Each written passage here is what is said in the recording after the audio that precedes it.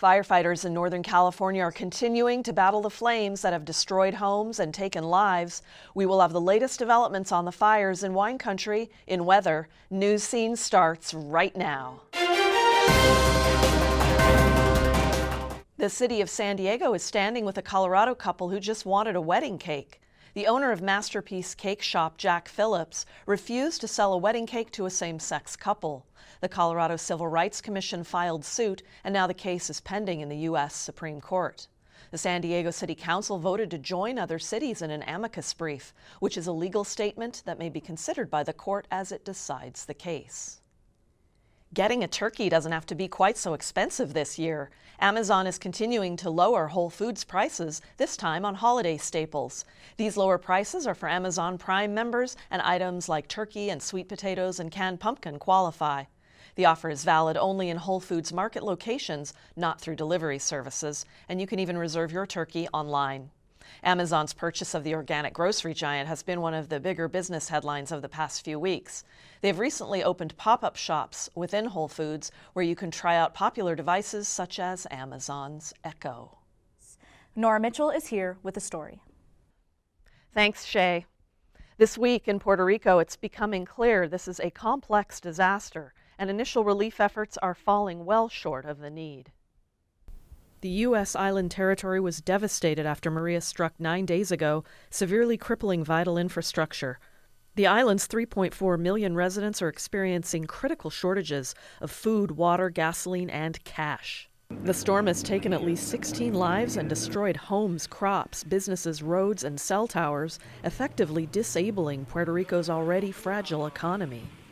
Millions of residents have yet to receive aid. President Trump has come under fire for what critics say is a too slow response to the unfolding humanitarian crisis. Puerto Ricans are U.S. citizens. They vote and have representation in Congress. City College history professor Pete Harrow explains. Well, if you're born in that territory, you are a U.S. citizen, so you do have the right to emigrate to the United States. The best way to put it, it's a fancy word for colony. And so I think that, in the United States, we don't even use that term anymore. We call them protectorates. In an effort to speed aid to the island, yesterday President Trump approved the waiver of the Jones Act. So that means that ships that are flagged in other countries, whether it's Liberia or India or wherever, can now take food, water, and essential goods to Puerto Rico. So the hope is that aid will start arriving to the island at a much faster rate. Yesterday, an additional $6.7 billion in aid for Puerto Rico was approved by FEMA. President Trump is scheduled to visit the island next week.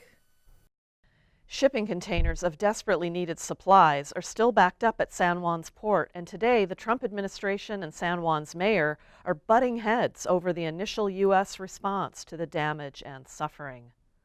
Back to you.